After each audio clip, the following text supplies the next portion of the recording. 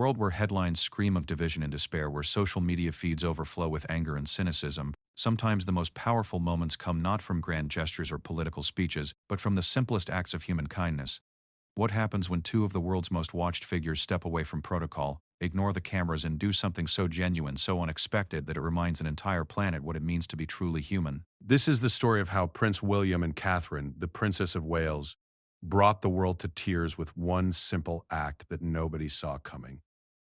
It wasn't planned by palace officials, it wasn't scripted for maximum impact, and it certainly wasn't designed to go viral. Yet in less than 24 hours, a single moment of authentic compassion would touch millions of hearts across every continent, reminding us all that in our deepest struggles and our greatest joys, we are more alike than we are different. Sometimes the most powerful revolutions begin not with protests or proclamations, but with a gentle touch, a shared tear, and the courage to show the world that even royalty bleeds, hopes, and loves just like the rest of us. This is that story. The morning of October 15th started like any other Tuesday at St. Mary's Children's Hospital in Manchester.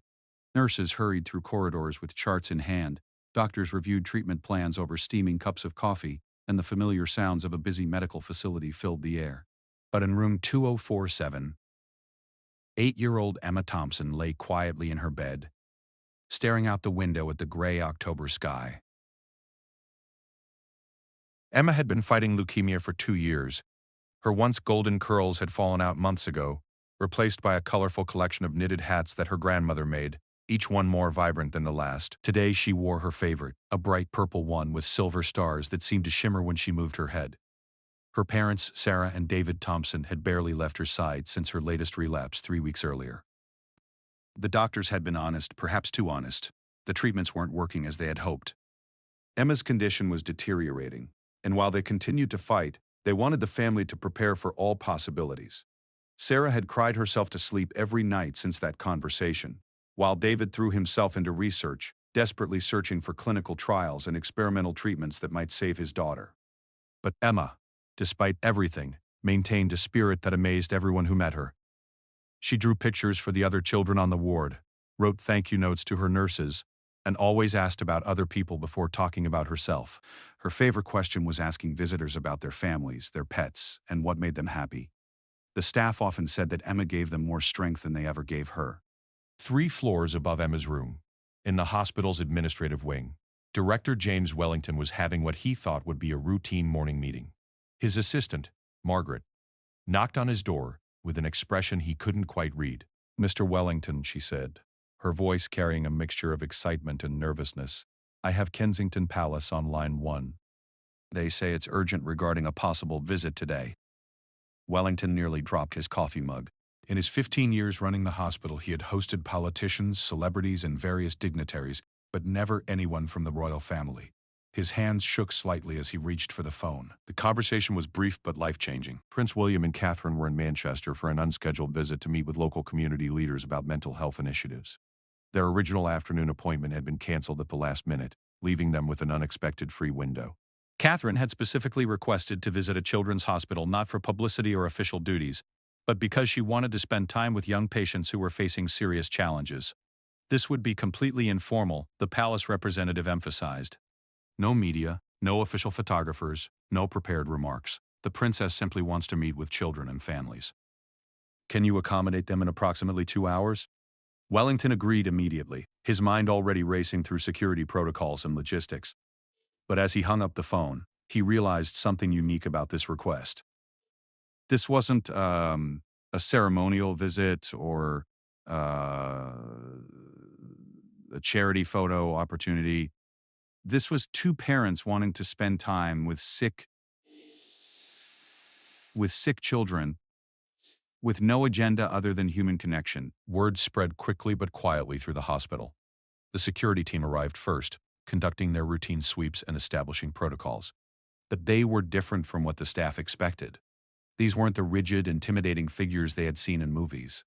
They were professional but warm, asking staff about their daily routines and working to minimize disruption to patient care. Patricia Morrison, head of the pediatric oncology unit, gathered her team for a brief meeting. "Listen," she said, her voice steady but excited. "We're about to have some very special visitors. But remember, our priority remains the same. These are our patients, our families. and our responsibility is to them first. The visitors understand this completely. Meanwhile, in room 247, Emma was having one of her better days. The new medication seemed to be managing her pain well, and she was eagerly working on a drawing of her family's cat, Mr. Whiskers.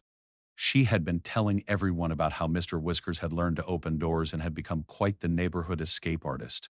Sarah Thompson sat beside her daughter's bed, reading emails on her phone while Emma drew.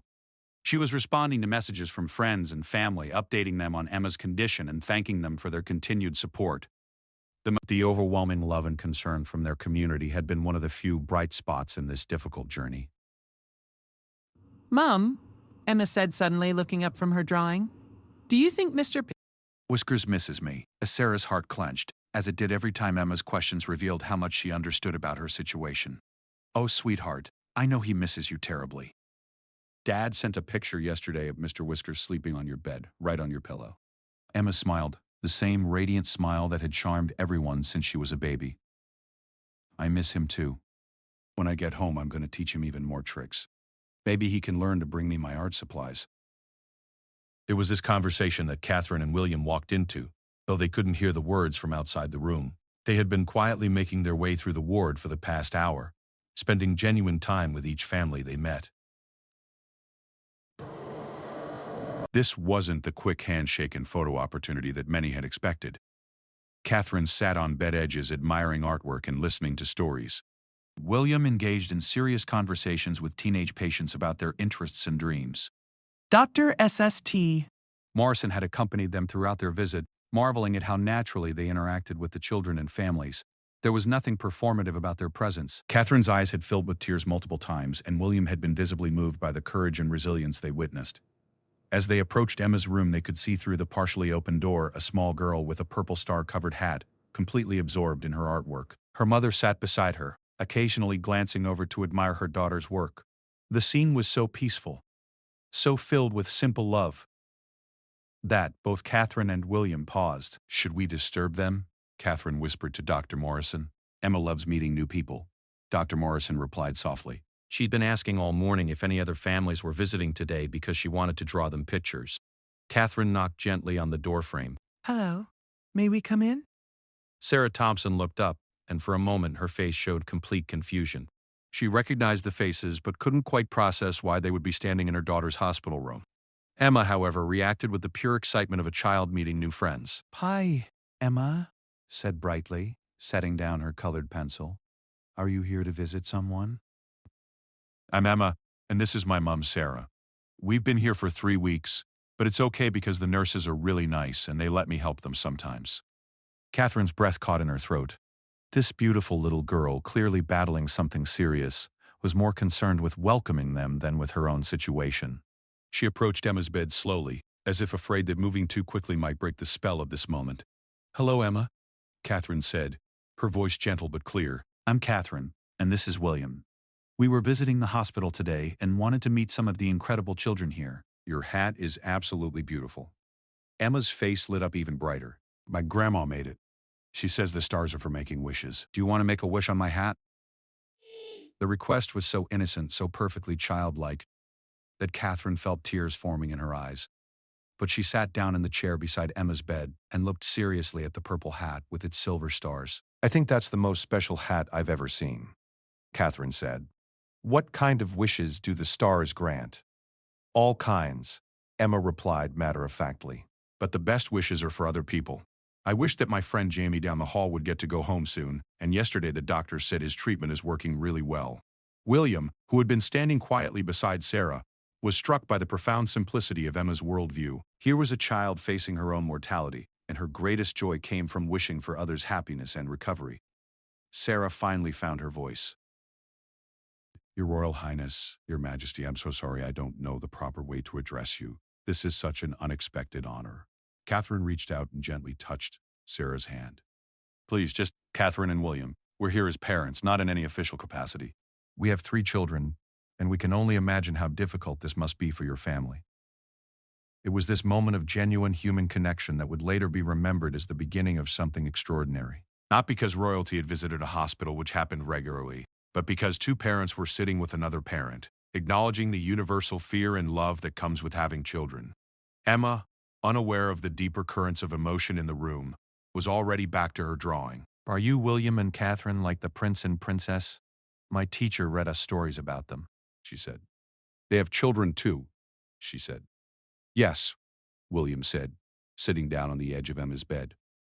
We do have 3 children, George, Charlotte, and Louis. They're probably about the same age as some of your friends. Do they like to draw? Emma asked, holding up her picture of Mr. Whiskers. Charlotte loves to draw, Catherine replied, leaning forward to admire Emma's artwork. She draws horses and flowers mostly, but this cat is wonderful. What's his name? Mr. Whiskers, and he's very clever. He can open doors and he sleeps on my bed when I'm not there. Mum says he's keeping it warm for when I come home. The conversation continued for nearly 30 minutes, flowing naturally from Emma's cat to her favorite books, from her drawings to her dreams of becoming either a veterinarian or an artist.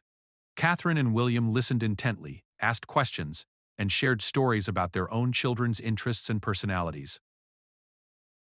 But it was Sarah who noticed the change first.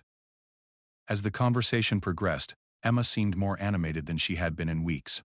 She was sitting up straighter, speaking more energetically, and her eyes had a brightness that had been absent since her relapse began. Emma has been drawing pictures for all the other children on the ward, Sarah told Catherine and William. She insists on making one for every new patient who arrives. That's beautiful, Catherine said. And then, almost without thinking, she asked, would you maybe like to draw something for our children? I know they would treasure it. Really?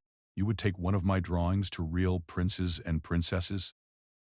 We would be honored to, William said, his voice thick with emotion. Emma immediately began planning what she would draw, talking about maybe making 3 separate pictures, or one big one with something special for each child.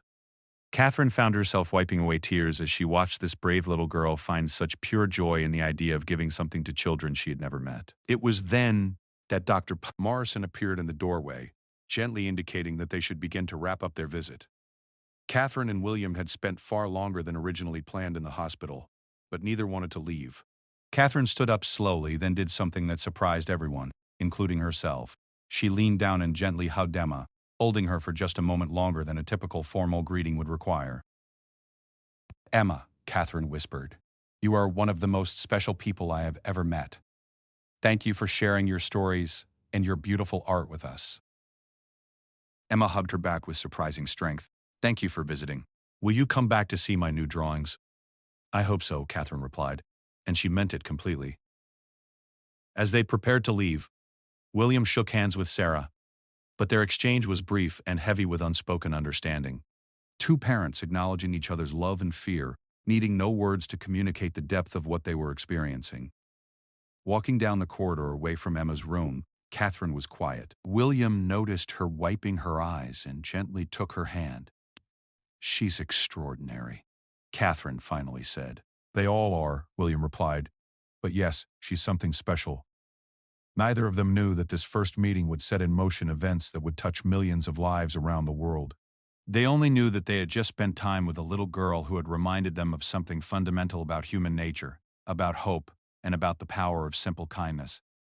As they continued their visit to other rooms, both Catherine and William found themselves thinking about Emma's purple hat with silver stars, and about a little girl who made wishes for other people's happiness while fighting the battle of her own young life. 3 days after their visit to St. Baume, Mary's Children's Hospital, Catherine couldn't stop thinking about Emma Thompson. The image of the 8-year-old girl with her purple star-covered hat, drawing pictures for other children while fighting her own battle with leukemia, had stayed with Catherine through every royal engagement, every family dinner, and every quiet moment. At Kensington Palace, Catherine sat in her private study, surrounded by the usual correspondence that filled her days. Letters from charities, briefing documents for upcoming events, and schedules that stretched weeks into the future. But today, none of it seemed as important as the 3 drawings spread out on her desk. Emma had kept her promise. 2 days after their hospital visit, a package had arrived at the palace. Inside were 3 carefully crafted drawings, each one created specifically for George, Charlotte, and Louis. For George, Emma had drawn a detailed airplane soaring through clouds, remembering that Catherine had mentioned his fascination with flying. For Charlotte, there was a beautiful garden scene with every type of flower Emma could remember, each one labeled in careful 8-year-old handwriting. And for Louis, the youngest, Emma had drawn a playful scene of animals having a tea party, complete with a cat that looked remarkably like Mr. Whiskers wearing a tiny crown. But it was the note that accompanied the drawings that had moved Catherine to tears when she first read it, and continued to affect her each time she looked at it. Dear Catherine, William, George, Charlotte, and Louis, thank you for visiting me at the hospital. It was the best day I've had in a long time. I hope your children like these pictures. I tried to make them extra special because you were so nice to me. I'm feeling a bit better today and the doctors say that's good news. I hope Mr. Whiskers would like your children if he met them. He's good at making new friends. Love from your new friend Emma. P.S. I made an extra wish on my star hat for your family to be happy always. Catherine had immediately shown the drawings and note to William and the children. George, now 10, had been fascinated by the airplane drawing, asking detailed questions about who had drawn it and why. Charlotte, 8, had been delighted by the garden scene, immediately declaring that she wanted to plant some of the same flowers Emma had included. 5-year-old Louis had carried his animal tea party drawing around the palace for hours, showing it to anyone who would look. But it was their questions that had really impacted Catherine and William. Why was Emma in the hospital? Was she sick? Could they help her? When could they see her again? The conversation had led to one of those profound parenting moments where they found themselves explaining difficult realities to their children, but also witnessing their natural compassion and desire to help. Mummy, Charlotte had said, if Emma is sick and in the hospital, she probably gets lonely. Could we send her something to make her happy? Set themselves out of hand. He was Charlotte's innocent suggestion that planted the seed for what would become an extraordinary gesture. Catherine found herself wondering what would truly make Emma happy, beyond the usual royal visit protocols. What would show this brave little girl that she had made a lasting impact on their family? The answer came to Catherine suddenly and with such clarity that she wondered why she hadn't thought of it immediately. She picked up her private phone and called William, who was in a meeting with palace officials. I need to run something by you, Catherine said without preamble when William answered. About Emma. What are you thinking? William asked, stepping away from his meeting. I want to bring the children to visit her. Not as a royal engagement, not with media or photographers. Just as a family visiting another family. There was a pause on the line. Catherine knew William was considering all the implications, the security concerns, the precedent it might set. But she also knew that he had been just as moved by Emma as she had been. You know this isn't typical protocol, William said finally. Nothing about Emma is typical, Catherine replied, and I think our children need to understand that kindness doesn't wait for convenient scheduling. When were you thinking? This weekend, privately. The children are off school Monday anyway, so we could make it a Saturday visit. Another pause. Let me make some calls, within hours. Arrangements were being made for something unprecedented in recent royal history. A private, unofficial family visit to a hospital patient, with no media presence and no official palace announcement. The security team was briefed. The hospital was contacted, and most importantly, the Thompson family was called to see if they would welcome such a visit. Sarah Thompson's reaction to the phone call was a mixture of disbelief and overwhelming gratitude.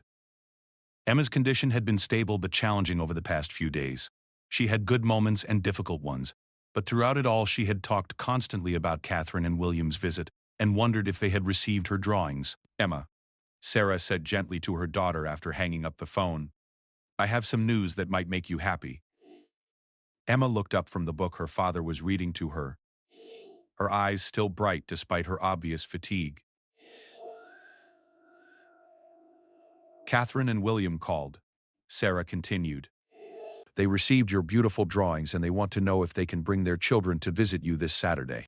Emma's reaction was immediate and joyful. Despite her weakened state, she sat up in bed with an energy that surprised everyone in the room. Really? George and Charlotte and Louis want to meet me? They do, Sarah confirmed, her own voice filled with emotion. Catherine said they haven't stopped talking about you since they saw your drawings. Emma immediately began planning. She wanted to draw new pictures to give to each child when they arrived. She asked her father to help her write down questions she wanted to ask them. She wondered what games they liked to play and whether they had ever been in a hospital before. But most touchingly, Emma was concerned about whether the royal children would feel sad seeing her in the hospital. Mum, Emma said seriously, do you think they'll be scared? I don't want them to worry about me. Maybe I should wear my happiest hat. Dr. Morrison, when consulted about the visit, was professionally supportive but also personally moved. In her 20 years of pediatric medicine, She had never seen a patient more concerned about making visitors comfortable than about her own condition. Emma is remarkable, Dr. Ispress, Morrison told Sarah and David. I've seen many brave children, but Emma's consistent focus on others' well-being, even while facing her own challenges, is truly extraordinary. Saturday morning arrived with unusual activity at Kensington Palace. Catherine and William were preparing their children for a visit that would be unlike any they had experienced. This wasn't a formal, royal engagement where they would shake hands, smile politely, and move on. This was a genuine family visit to meet a new friend.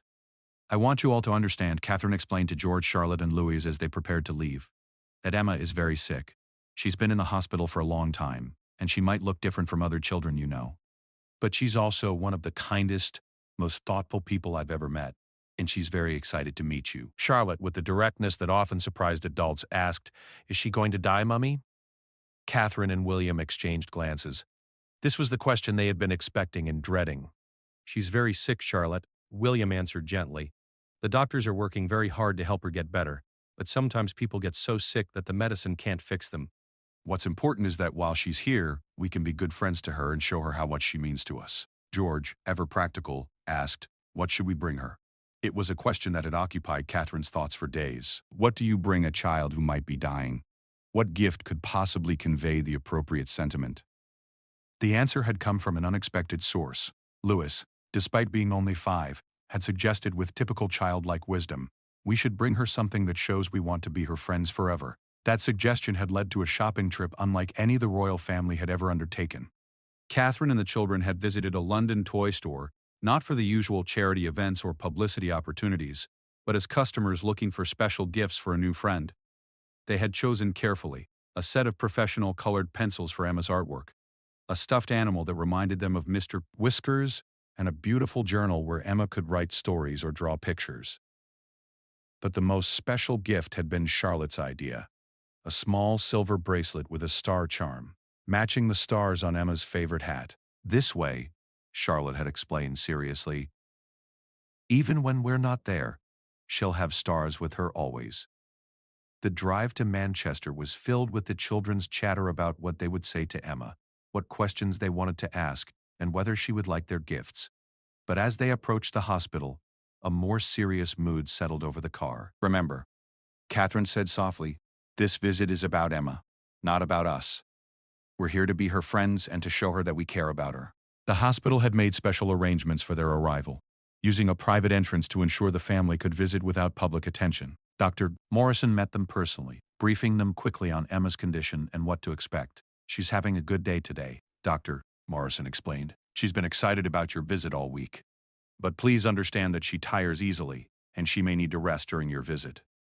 As they made their way through the hospital corridors, Charlotte stayed close to Catherine's side, while George walked with William, asking quiet questions about hospitals and doctors. Louis, holding tight to Catherine's hand, was unusually quiet, taking in the unfamiliar environment with wide eyes. Outside room 247, they paused. Through the partially open door, they could see Emma sitting up in bed, wearing a bright blue hat with golden stars this time, working intently on what appeared to be a drawing.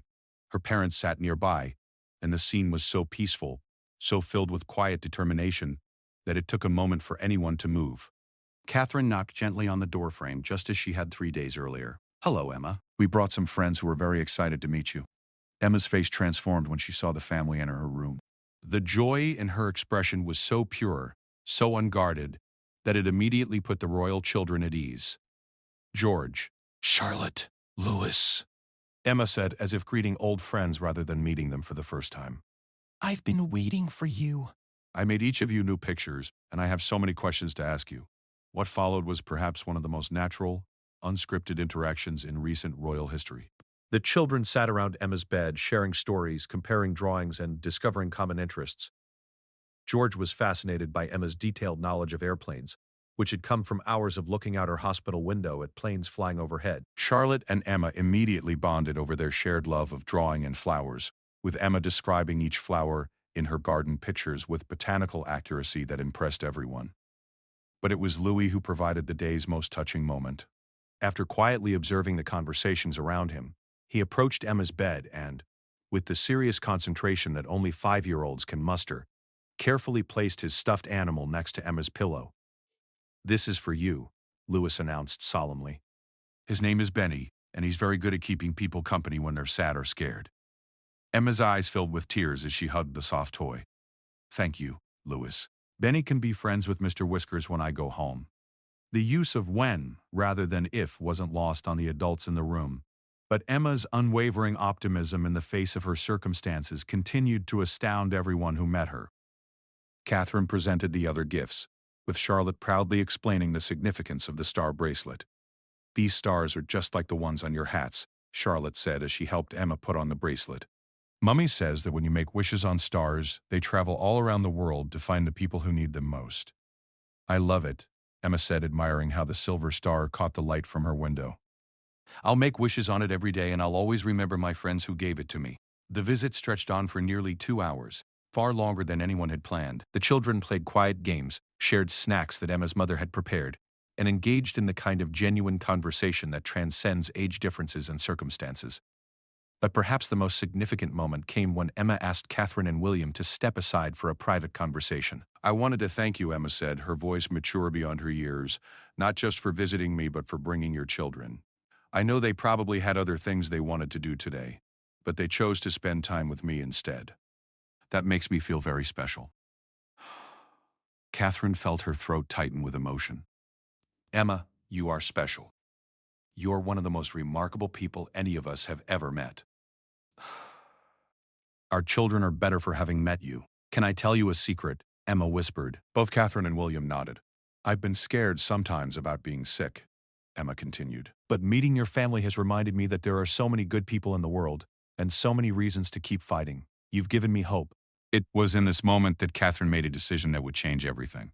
Looking at this brave little girl who had given their family far more than they could ever give her, Catherine felt compelled to make a promise. Emma, Catherine said, her voice steady but filled with emotion, I want you to know that you will always be part of our family story. No matter what happens, we will never forget you, and we will make sure that other people know about your kindness and your courage. Emma smiled, the same radiant expression that had charmed them from their first meeting. That would make me very happy. Maybe other children who are sick will feel less alone if they know that friends can be found in unexpected places.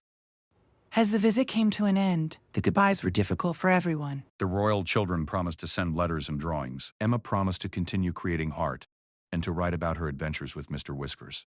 Sarah and David Thompson were overwhelmed by the genuine affection their daughter had received and the authentic friendship that had developed. But it was Catherine who had the hardest time leaving. She lingered at Emma's bedside, holding the little girl's hand and struggling to find words adequate to the moment. Thank you, Emma, Catherine finally said, for teaching us all what real courage looks like. Thank you, Emma replied, for showing me that kindness comes in all different forms, and that sometimes the most important thing you can do for someone is simply spend time with them. As the royal family drove away from the hospital, the car was unusually quiet. Each person was processing what they had experienced, trying to understand how a brief visit to a sick child had become something so much more profound. It was George who finally broke the silence. Mummy, why can't all the children in that hospital have families visit them like we visited Emma? It was a question that would haunt Catherine for weeks to come and ultimately inspire action that would extend far beyond their friendship with one extraordinary little girl. But that afternoon, as they returned to their palace life, Catherine carried with her the image of Emma's silver star bracelet catching the light, and a little girl's unwavering belief that kindness could change the world, one friendship at a time. 2 weeks after their private family visit to the hospital, Catherine received a phone call that changed everything. It was Sarah Thompson, and her voice carried news that Catherine had been both expecting and dreading. Catherine, Sarah said, her words careful and measured. I wanted you to hear this from me directly. Emma's condition has worsened significantly. The doctors believe we may only have days, perhaps a week at most. Catherine closed her eyes, feeling the weight of words she had known might come but had hoped never to hear. In the background of the phone call, she could hear the familiar sounds of the hospital that had become Emma's world. How is she? Catherine asked softly. She's remarkable, as always, Sarah replied, and Catherine could hear both pride and heartbreak in her voice. Yesterday she asked me to help her write letters to other sick children, telling them that being brave doesn't mean not being scared. It means choosing to be kind even when you're frightened. This morning she was designing get-well cards for the other patients on her ward. Catherine felt tears beginning to form. Even facing her own mortality, Emma was thinking of others, creating hope for fellow patients who were fighting similar battles. Sarah, Catherine said, is there anything, absolutely anything, that William and I can do for Emma or for your family? There was a pause on the line, and when Sarah spoke again, her voice carried a mixture of hope and hesitation. Actually, there is something Emma asked about. She knows her time is limited, and she's been thinking about what she wants her life to mean. She asked me if there was a way to help other sick children feel less alone, the way your family's friendship made her feel less alone. Catherine's heart raced. What did she have in mind? She wants to create what she calls a friendship project.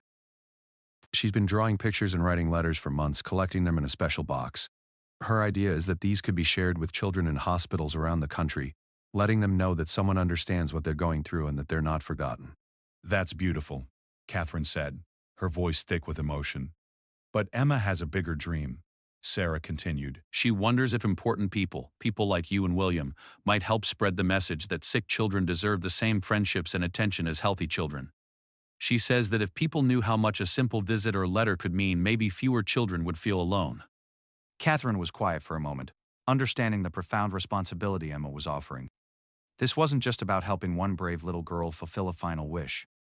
This was about using their platform to honor Emma's legacy and potentially transform how society thinks about children facing serious illness. Sarah, Catherine said finally, please tell Emma that William and I would be honored to help her share that message with the world. What happened next would become one of the most powerful uses of social media and royal influence in modern history, but it began with the simplest possible gesture. Catherine and William decided to share Emma's story publicly, not as a royal engagement or charity initiative, but as parents honoring a child who had touched their lives in a profound way.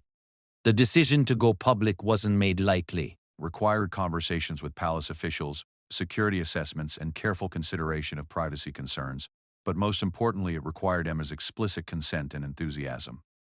When Sarah explained to Emma that Catherine and William wanted to tell the world about her kindness and courage, Emma's reaction was characteristic of everything she had shown them.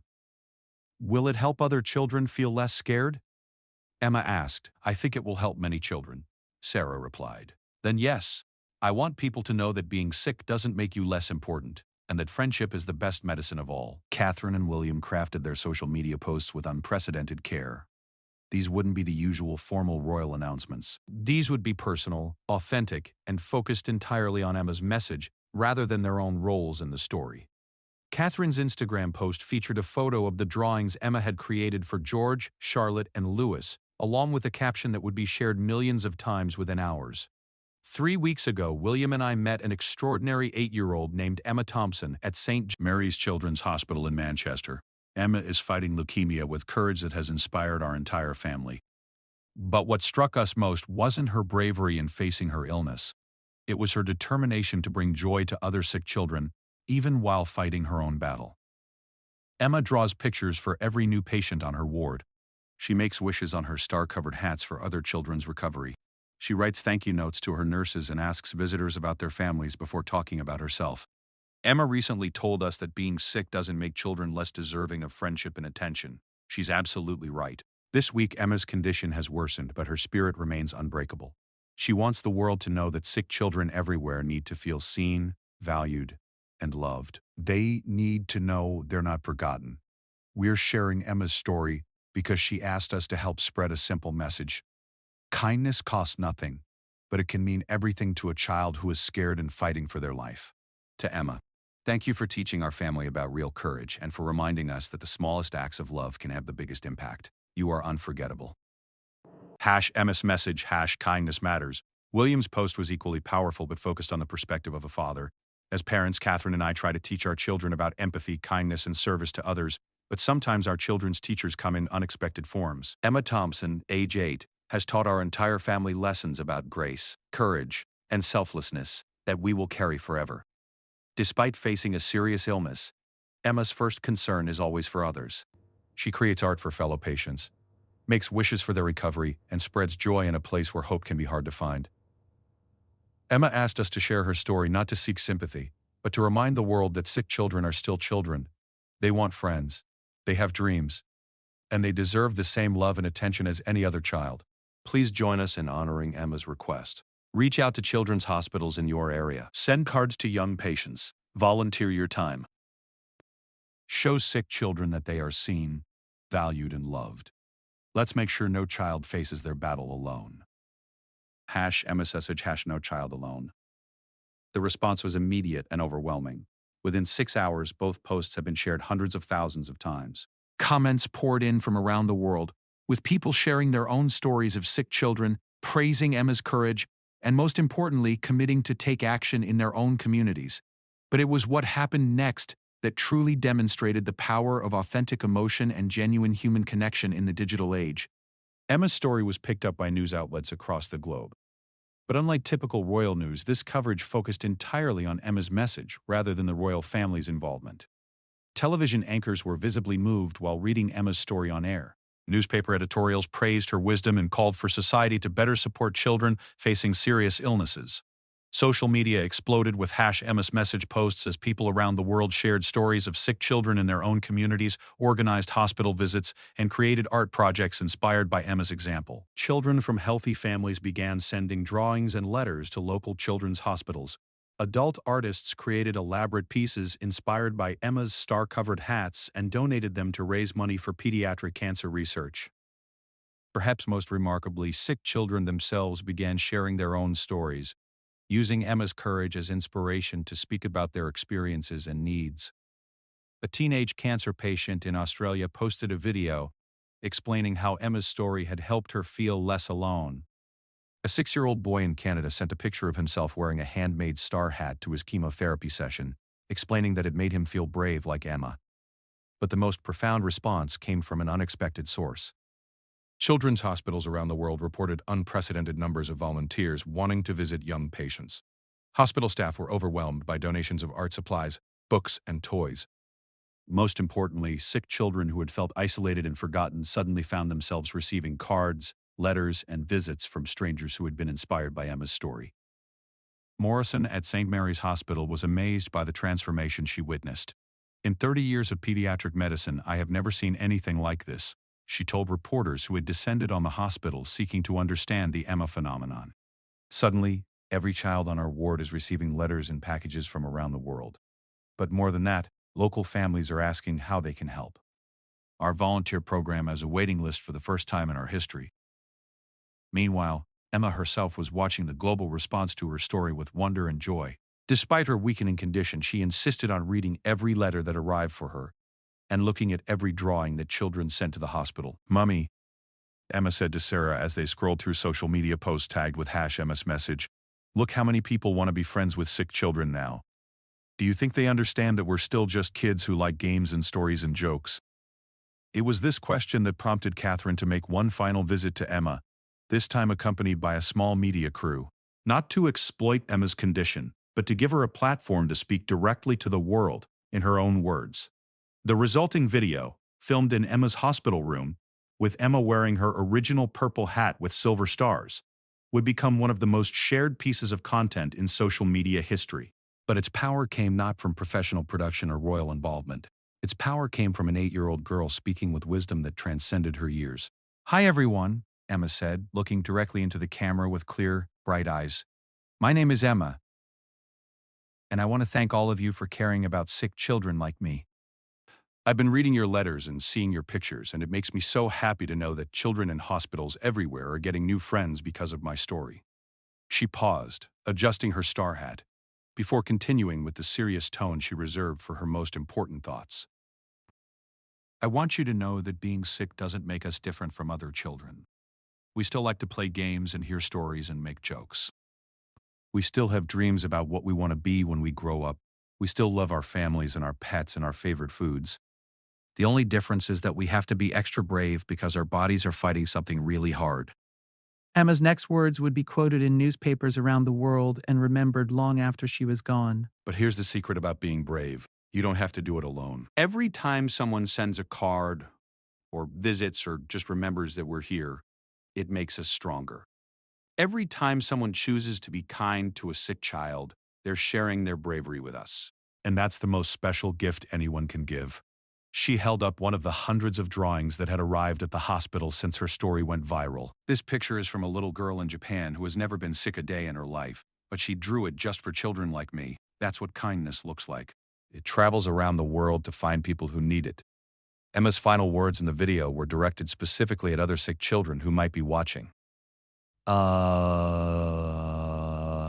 all the brave kids who are fighting big battles in their bodies, I want you to know that you're not alone anymore. Look at all these people who care about us. We matter to them. Our dreams matter, our feelings matter, and our lives matter just as much as anyone else's. Don't ever forget how special you are. The video ended with Emma making a wish on one of the stars on her hat, smiling with the same radiant joy that had captivated Catherine and William from their first meeting. Within 24 hours, the video had been viewed over 50 million times. Comments came in dozens of languages, with people from every continent sharing how Emma's words had moved them to tears and inspired them to take action in their own communities. But perhaps the most meaningful response came in the form of action rather than words. Children's hospitals reported sustained increases in volunteer applications, donations, and community support. The Emma effect, as it came to be known, had created a global movement of people committed to ensuring that no sick child would feel forgotten or alone. Emma Thompson passed away peacefully 3 days after the video was released, surrounded by her family and holding the silver star bracelet that Charlotte had given her. Her final words, according to her mother, were about hoping that her new friends around the world would remember to keep being kind to each other. The response to Emma's death was unprecedented. Condolences poured in from world leaders, celebrities, and ordinary people whose lives had been touched by her story. But the most powerful tribute came from the continued commitment to her message. Catherine and William attended Emma's funeral, not as representatives of the crown, but as friends saying goodbye to a little girl who had changed their lives. The service was filled with children and families from around the world who had traveled to Manchester to honor Emma's memory. But Emma's true legacy lived on in the thousands of sick children around the world who suddenly found themselves less alone, and in the millions of people who had learned that the simplest acts of kindness could have the most profound impact. 6 months after Emma's death, Catherine established the Emma Thompson Foundation, dedicated to supporting programs that connect healthy children and families with those facing serious illness. The foundation's motto, taken from Emma's own words, became, "Kindness travels around the world to find people who need it." The foundation's first initiative was the creation of Star Hat programs in children's hospitals worldwide, where young patients receive handmade hats decorated with stars, each one representing a wish made for their recovery by a healthy child somewhere in the world.